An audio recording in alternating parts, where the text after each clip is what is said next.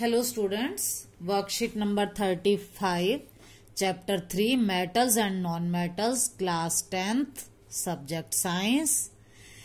In the previous class, you have studied about ionic compounds. Today we are going to discuss the physical properties of ionic compounds. You have learnt in the previous class that when an atom gains electrons, it obtains negative charge. जब भी electron gain होगा तो उस पर आ जाएगा negative charge and we call it anion. And if an atom loses electrons it obtains positive charge and we call it cation.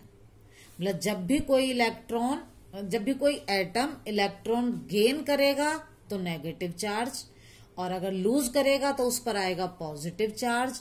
Positively charged ion को हम बोलते हैं कैटायन और नेगेटिवली चार्ज्ड आयन को कहते हैं anion. Now metals have a tendency to form cations. जितनी भी मेटल्स हैं वो कैटायन प्रोड्यूस करती हैं. And non metals have a tendency to produce anions. Okay, for example sodium is a metal. It loses one electron to form sodium ion, which is a cation. Chlorine, which is a non-metal, it gains one electron to form chloride ion called anion. Now, these ions may be single atom. मतलब एक single atom जैसे sodium था. They may also be multiple atom. For example, carbonate ion, sulphate ion, nitrate ion. Carbonate होता है CO3, उसमें carbon और oxygen दोनों हैं. Sulphate SO4, sulphur and oxygen. तो आयन जो है वो सिंगल एटम भी हो सकता है और मल्टीपल एटम भी. अब बेटा प्रीवियस क्लास में आपने देखा था सोडियम क्लोराइड में आयनिक बॉन्ड. तो वहां पर सोडियम था मेटल, क्लोराइड जो था वो नॉन मेटल था क्लोरीन. दोनों ने रिएक्ट किया था और हमें मिला था सोडियम क्लोराइड. तो similarly metals and non metals react to form a compound. अब ये कंपाउंड है जिसमें पॉजिटिव आयन भी है और नेगेटिव आयन भी है. तो मेटल वाला कैटायन और नॉन मेटल वाला एनायन. जैसे सोडियम क्लोराइड में sodium ion and chloride ion react to form sodium chloride. Opposite charges, positive and negative. Cation वाला पॉजिटिव, एनायन वाला negative. They are held together in ionic bonds. उन दोनों के बीच में आयनिक बॉन्ड होता है. जैसे आपको याद होगा ये सोडियम आयन था,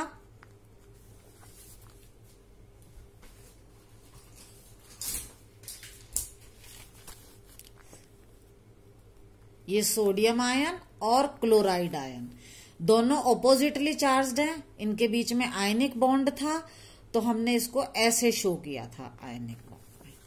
Opposite charges, positive and negative, held together in ionic bonds to form ionic compounds. अब ये जो आयनिक कंपाउंड बना हमारा, इसका नाम था sodium chloride NaCl. They are made up of ions. आपने अभी देखा ये सोडियम आयन और क्लोराइड आयन से बनता है. तो इन दिस केस लूज और गेन ऑफ वन एटम. अगर कोई एटम एक इलेक्ट्रॉन को लूज करता है, अगर कोई एटम ऐसा है जो लूज कर रहा है तो कोई ऐसा भी है जो गेन कर रहा है. जैसे सोडियम क्लोराइड में सोडियम इलेक्ट्रॉन लूज कर रहा था और उस इलेक्ट्रॉन को गेन कौन कर रहा था? क्लोराइड. तो इन दोनों के बीच में एक रिलेशनशिप होता है. लूज और gain of one atom matches with the loss और गेन ऑफ अदर एटम. मतलब क्या है कि अगर कोई एटम डोनेट कर रहा है, जैसे यहां पर सोडियम लूज कर रहा था, डोनेट कर रहा था to the atom that need it, वो उसे ही तो लूज करेगा जो इसको गेन करने वाला भी हो. यहां सोडियम देने वाला था इलेक्ट्रॉन, तो क्लोरीन जो था वो इलेक्ट्रॉन को गेन कर रहा था। तो दोनों के बीच में एक रिलेशनशिप होता है, एक बॉन्डिंग होती है। Atom donates to the atom that need it, मतलब सोडियम ने डोनेट किया कौन से एटम को? क्लोरीन एटम को। In NaCl sodium loses 1 electron, और अगर ये 1 इलेक्ट्रॉन लूज कर रहा है, डोनेट कर रहा है, तो क्लोरीन क्या कर रहा है? गेन कर रहा है। एक डोनेट करेगा, एक एक्सेप्ट करेगा। Similarly in magnesium chloride, magnesium loses 2 electrons, magnesium ने 2 इलेक्ट्रॉन लूज किए थे, और ये जो क्लोरीन है ये तो एक ही ले सकता है क्योंकि इसके आउटर मोस्ट शेल में 7 इलेक्ट्रॉन थे, और नोबल गैस कॉन्फ़िगरेशन के लिए इसको एक ही इलेक्ट्रॉन एक्सेप्ट करना था। तो in this case what happened? 2 chlorine atoms, तभी तो ये 2 क्लोरीन एटम आए, सिंगल नहीं आया। NaCl में सिंगल क्लोरीन एटम था, यहां 2 क्लोरीन एटम आए क्योंकि मैग्नीशियम 2 इलेक्ट्रॉन लूज कर रहा है, तो 2 क्लोरीन एटम 2 इलेक्ट्रॉन को गेन करेंगे। Next, so they form ionic compounds, क्योंकि आयन से बने हैं तो ये हो गए आयनिक कंपाउंड्स। ये वाला पोर्शन आपका क्लियर होगा। अब हम आते हैं physical properties of ionic compound. Ionic compound की फिजिकल प्रॉपर्टीज क्या हैं? फर्स्ट है physical nature. Ionic compounds are solid and hard, ये उनकी फिजिकल नेचर है। They are solid, they are hard. Question आता है बेटा, why ionic compounds are solids? Important question है। तो आंसर होगा, there is a strong force of attraction between positive ions and negative ions. Ionic compound में ion है, एक पर पॉजिटिव चार्ज है, एक पर नेगेटिव चार्ज है, दोनों आयन के बीच में स्ट्रॉन्ग फोर्स ऑफ अट्रैक्शन है। अब क्योंकि स्ट्रॉन्ग फोर्स ऑफ अट्रैक्शन है, सो दे आर सॉलिड्स, क्योंकि वो टाइटली पैक्ड है, so they are solids. But compounds are generally brittle.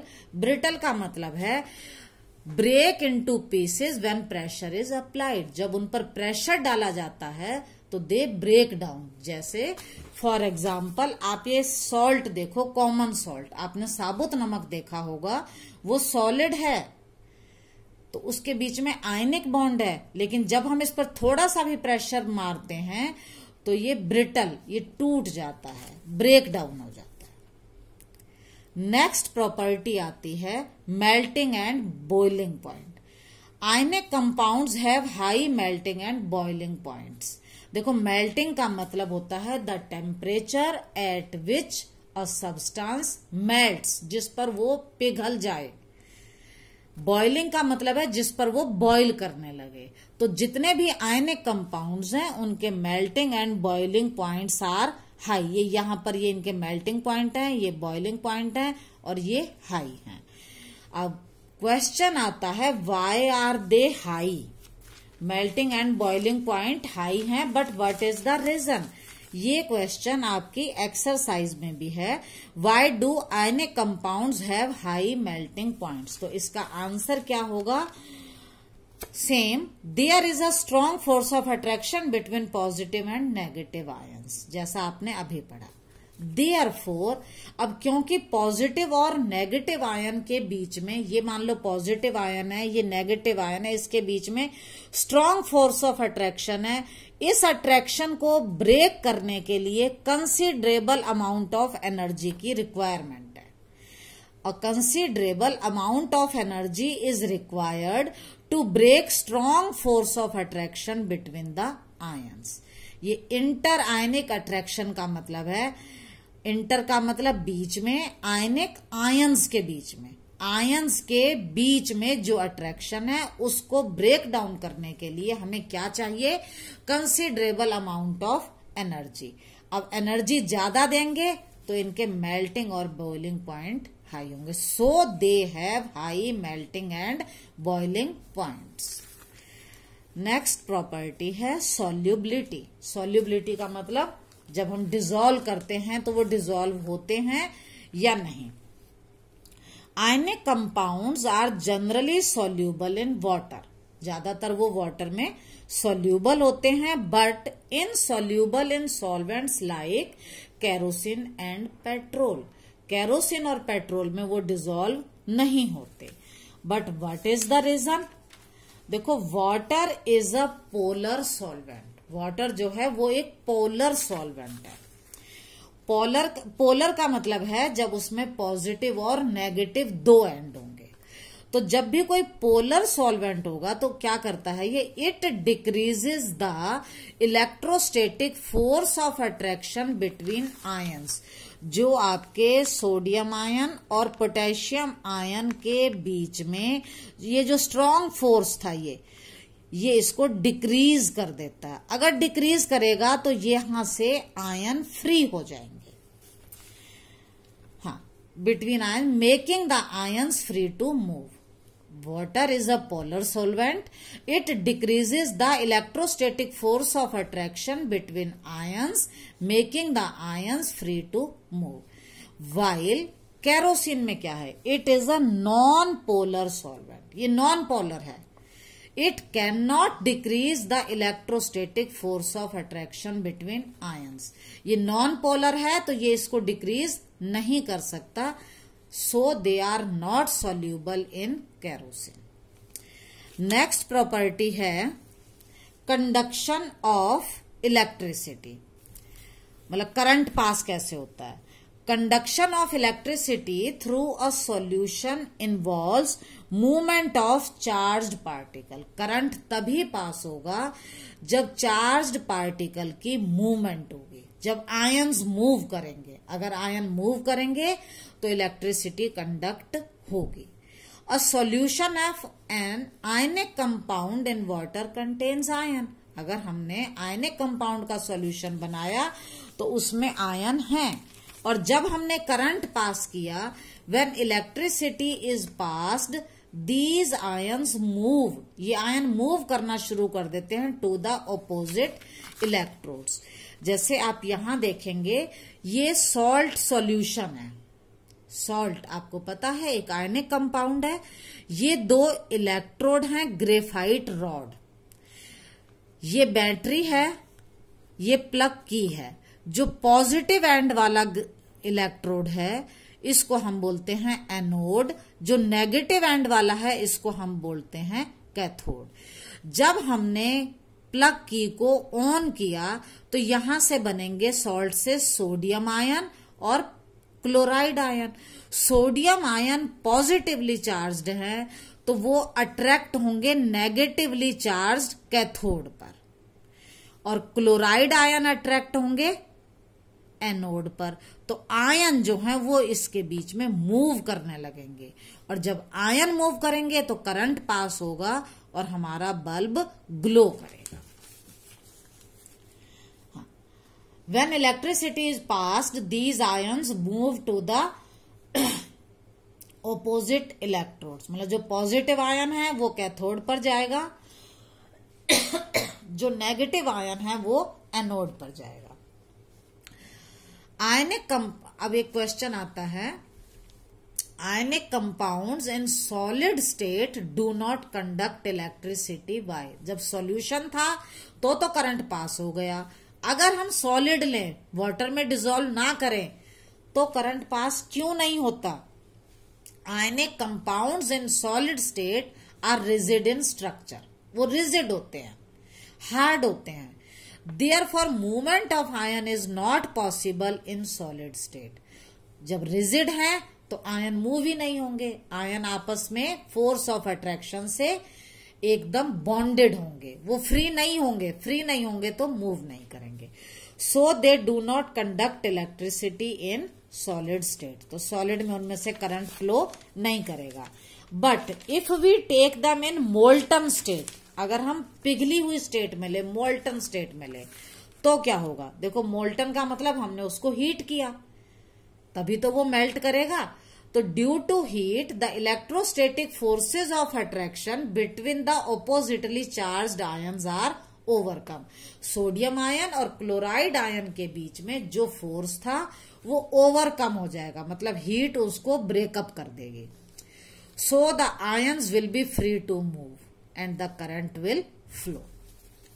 Now we come to the questions.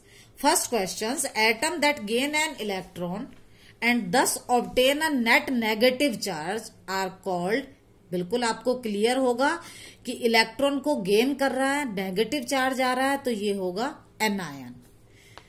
Atom that lose electron, जो electron को lose करेगा, obtain a net positive charge आएगा and they are called cations. Metals जो है वो cation होती हैं और नॉन मेटल एनायन. तो यहां पर आएगा हमारा जो आंसर आएगा, यहां आएगा एनायन और इसमें आएगा कैटायन. नेक्स्ट है ionic compounds break when dash is applied, when pressure is applied. जब इस पर हम प्रेशर अप्लाई करते हैं तो ये ब्रेक डाउन हो जाता है. थर्ड है why do ionic compounds have high melting point. देखो मैंने आपको ये बताया था, there is a strong force of attraction between positive and negative ions. Therefore, a considerable amount of energy is required to break strong force of attraction between the ions. So, they have high melting and boiling point. Next है why ionic compounds in the solid state do not conduct electricity. अगर solid state में है तो उनमें से current pass क्यों नहीं करता. आंसर आएगा ionic compounds in solid state are rigid in structure. वो rigid होते हैं. अगर rigid हैं तो क्या होगा, therefore movement of ions is not possible in solid state. ions की movement नहीं होगी, so they do not conduct electricity in solid state. आगे कहा है but they are able to do so in molten state. अगर हम molten पिघली हुई state में ले तो वो करंट को फ्लो करते हैं. Why? Due to the heat the electrostatic force of attraction between the oppositely charged ions are overcome. मतलब जो अट्रैक्शन है वो कंट्रोल हो जाती है, कम हो जाती है. So the ions are free to move. Ions freely move कर सकते हैं. Therefore, in molten state, ionic compounds conduct electricity. Next है draw and explain with the help of a well-labeled diagram the conduction of electricity in ionic compounds. देखो diagram तो आप यहीं से draw कर लोगे. एक्सप्लेन करने के लिए हम क्या करेंगे, set up the apparatus as shown in diagram. जो भी आपको डायग्राम में दिख रहा है आपको ऐसा apparatus सेट करना है. सेट का मतलब आपको बीकर लेना है, उसमें सॉल्ट सॉल्यूशन लेना है और इलेक्ट्रोड लगाने हैं जो ग्रेफाइट रोड हैं, बैटरी, बल्ब और प्लग की से आपको कनेक्टिंग वायर से इसको कनेक्ट करना है. फिर क्या करना है, प्लग की को on, pass the current through salt solution. फिर क्या होगा, आयंस इन द सॉल्यूशन, यहां पर आयन बनेंगे, will move freely to opposite electrodes. For example, यहां से सोडियम आयन कहां जाएंगे, कैथोड पर, और क्लोराइड आयन जाएंगे एनोड पर. And when the ions move, the bulb glows. Bulb glow करेगा, which shows the conduction of electricity in ionic compound. इसका मतलब है कि इसमें से करंट फ्लो कर रहा है. Okay, if any doubt you may ask. After this, I will give you an assignment. You will solve it and then I will discuss the assignment again in video class.